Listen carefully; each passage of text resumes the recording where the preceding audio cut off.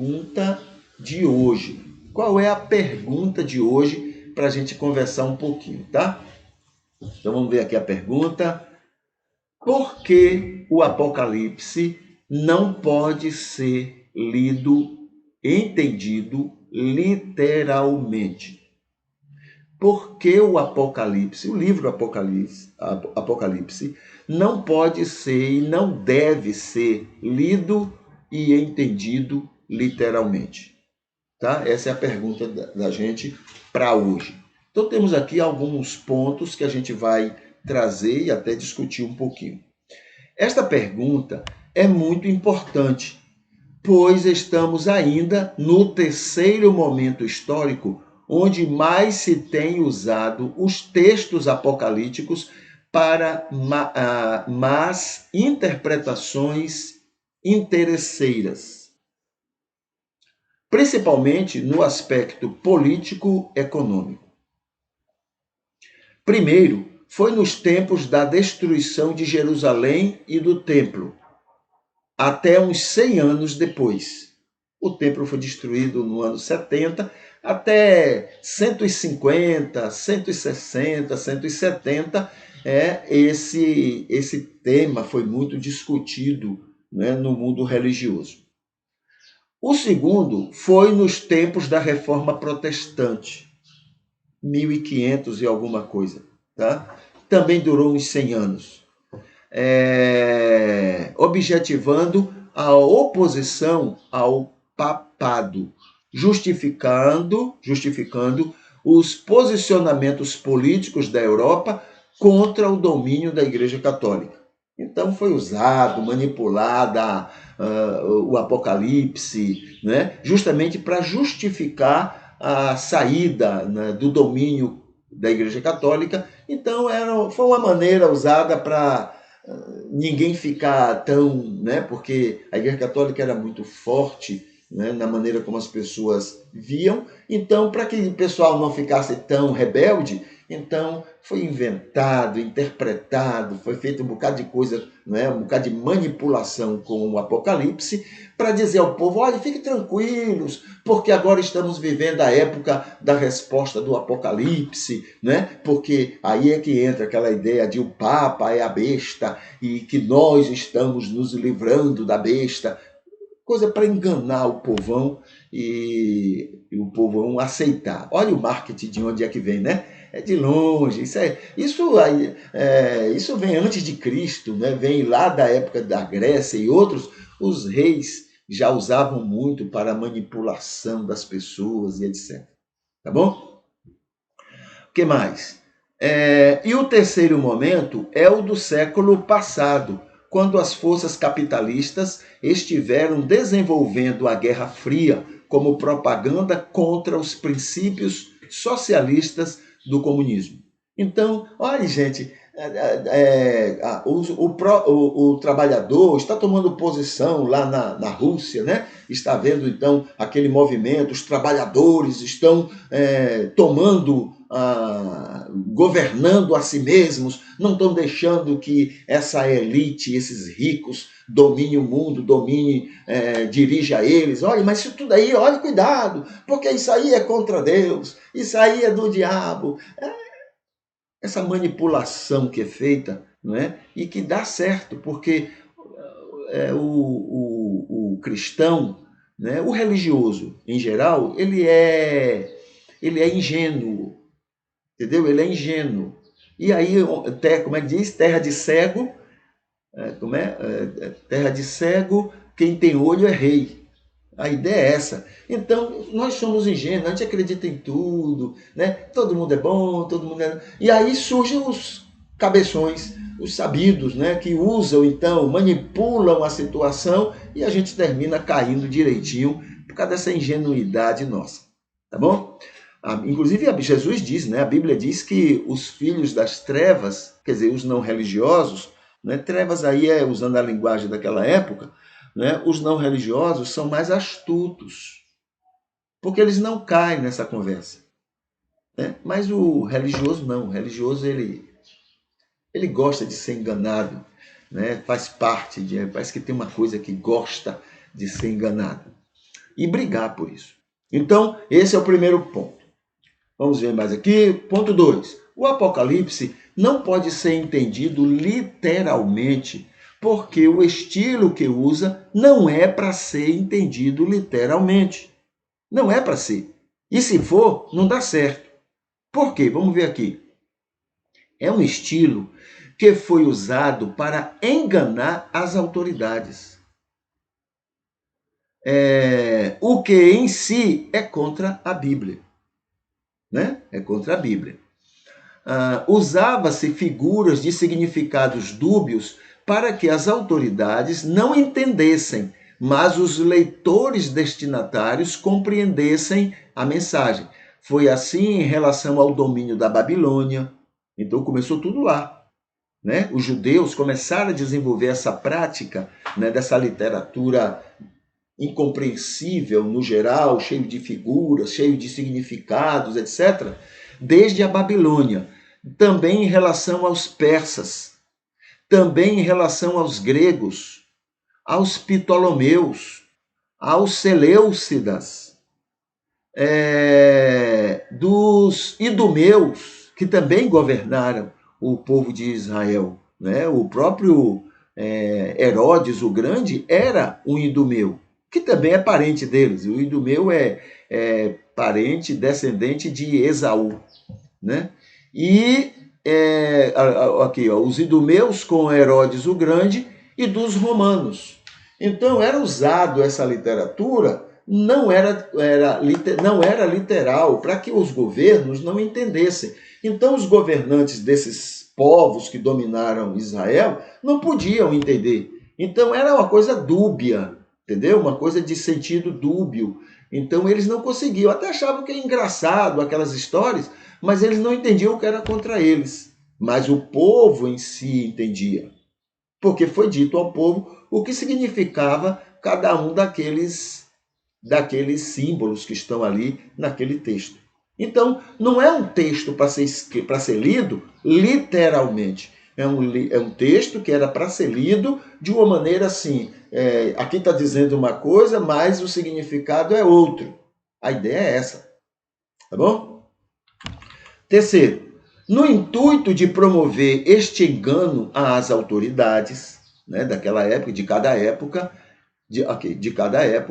este estilo desenvolveu algumas marcas como, primeiro, os autores não colocavam seus nomes, mas nomes de pessoas respeitadas pela comunidade. Então, em vez disso, eu escrevia. Em vez de eu botar meu nome, eu colocava, olha, Moisés é quem escreveu.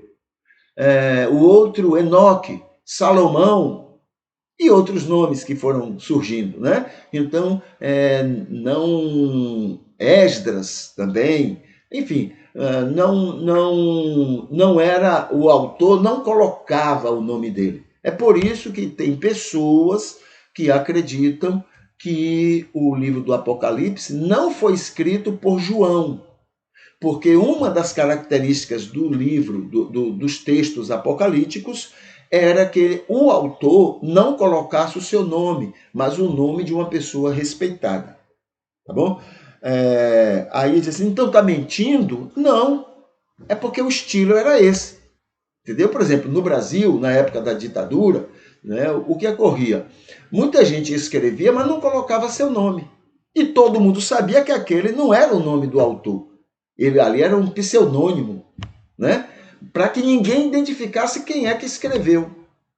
Era normal. Então não estava mentindo, porque aquele estilo dizia que aquele nome não era o autor real.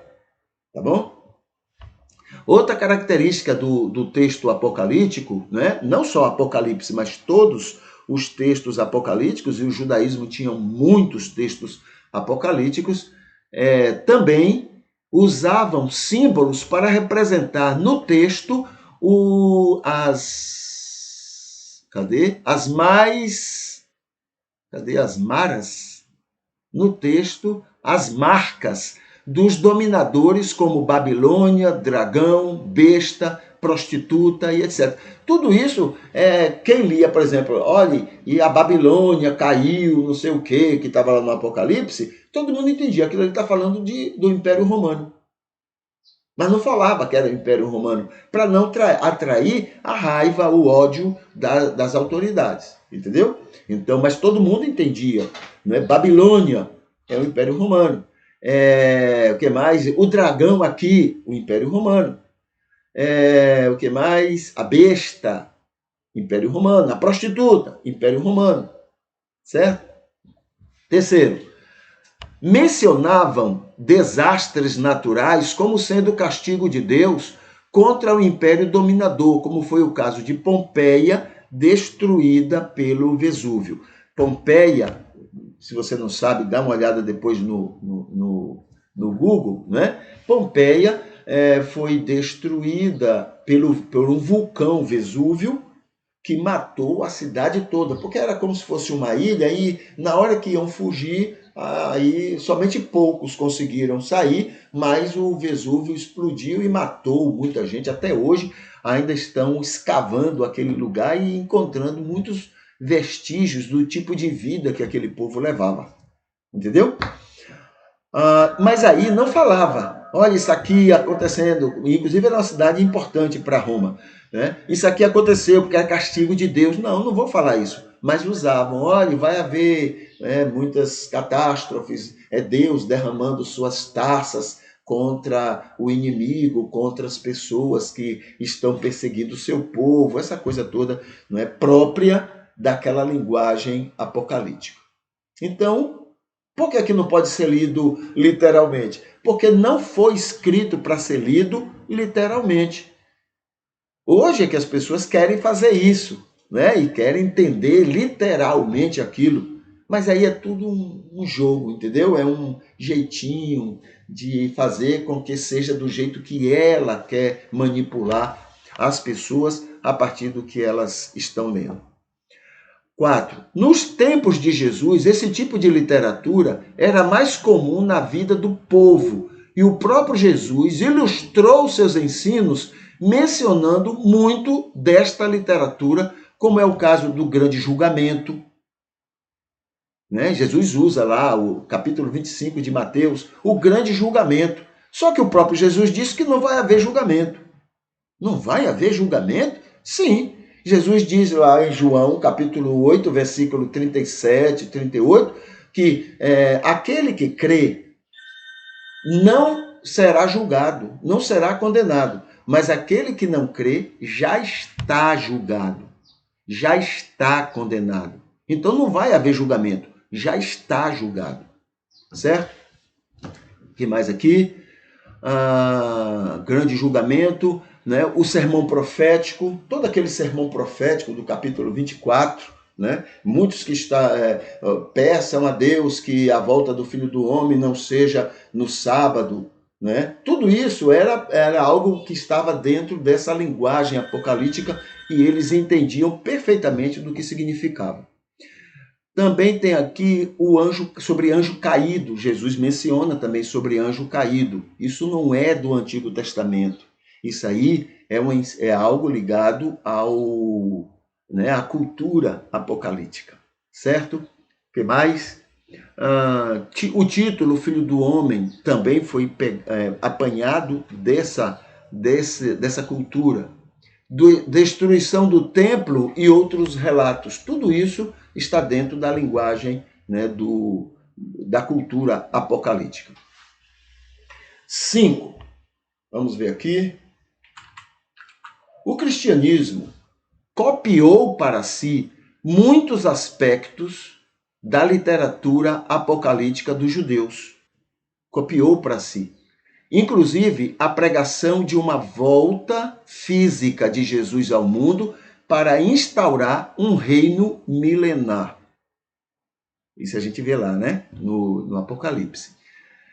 Na verdade, isso foi pregado pelos apóstolos para justificar o que ensinaram antes. Olha que coisa interessante.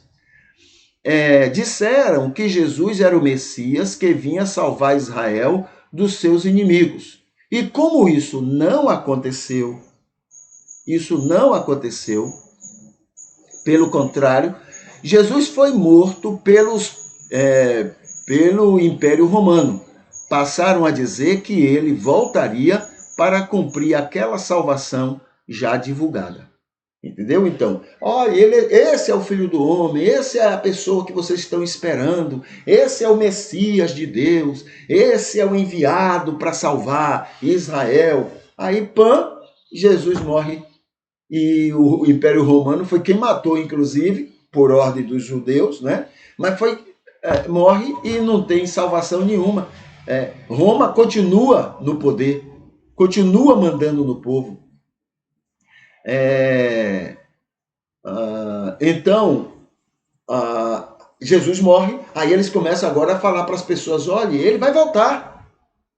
Não, você não disse que ele ia salvar? Você não disse que ele ia libertar o povo? Não, ele vai voltar.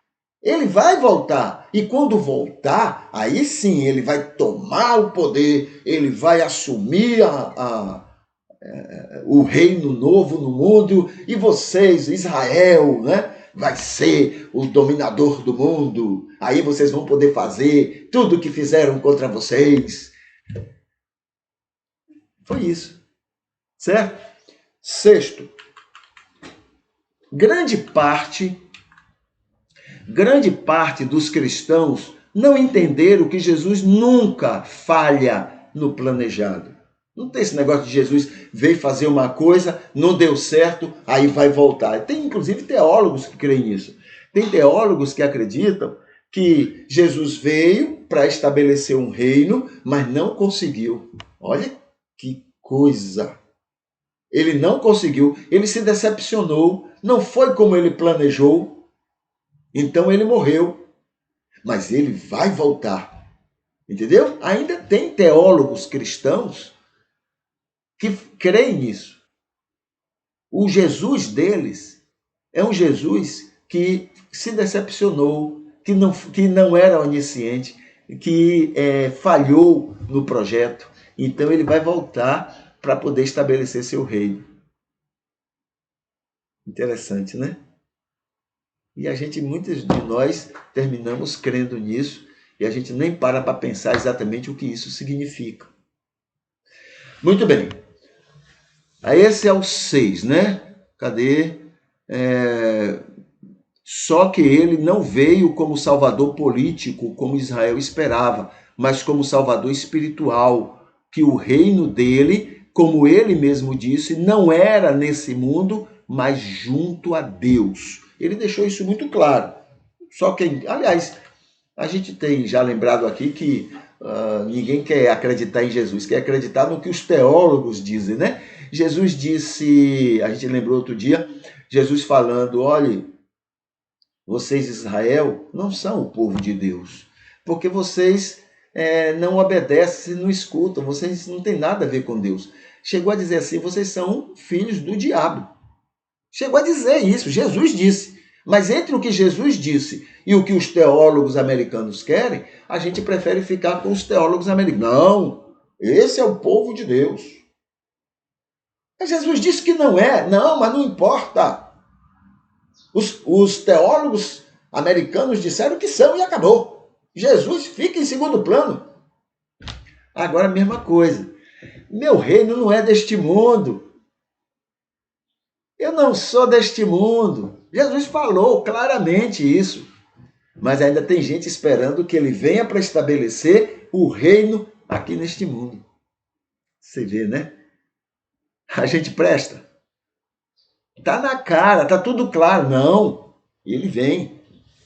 Aí Israel vai ser o reino que vai dominar o mundo. Tomara que não, porque senão nós estamos tudo perdidos. Lembra o que foi que Hitler fez com eles? Meu Deus, eles vão fazer a mesma coisa com nós. Não tenha dúvida. Não tenha dúvida. Entende? Muito bem. O ponto 8.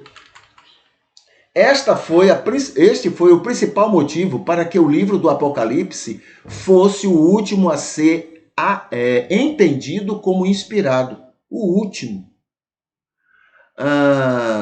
como parte do Novo Testamento. Ele foi escrito nos anos 90 depois de Cristo, 90, antes de 100.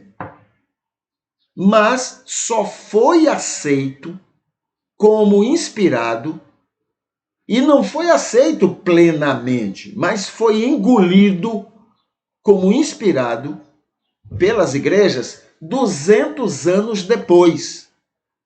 Até lá, todo mundo resistia, ninguém concordava, as igrejas rejeitavam. Não, pode até ser bom, mas fazer parte da Bíblia, não. Fazer parte do Novo Testamento, não. Aí, quando chegou no ano 200, aí houve lá um jeitinho e pã, tem que ser. Tem que ser, né? Mas aí foi o último a ser aceito no cânon do Novo Testamento. Por que resistiram tanto? Porque tinha motivo. 9. Para melhor compreender, devemos entender que não foi escrito para nós em nossos tempos.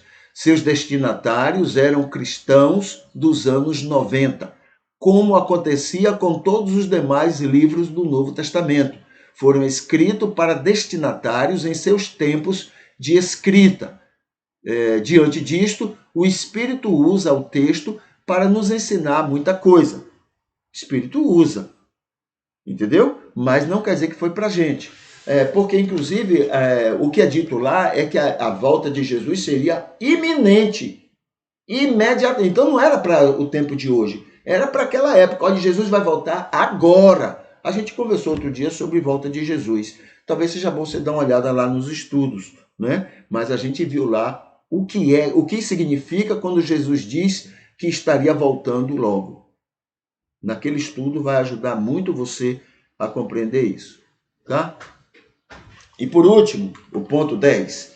Quando lemos o Apocalipse, devemos compreender três principais mensagens. Primeiro, o mundo tem o mal dentro e fora do cristianismo. Existe o mal. O mal. Entendeu?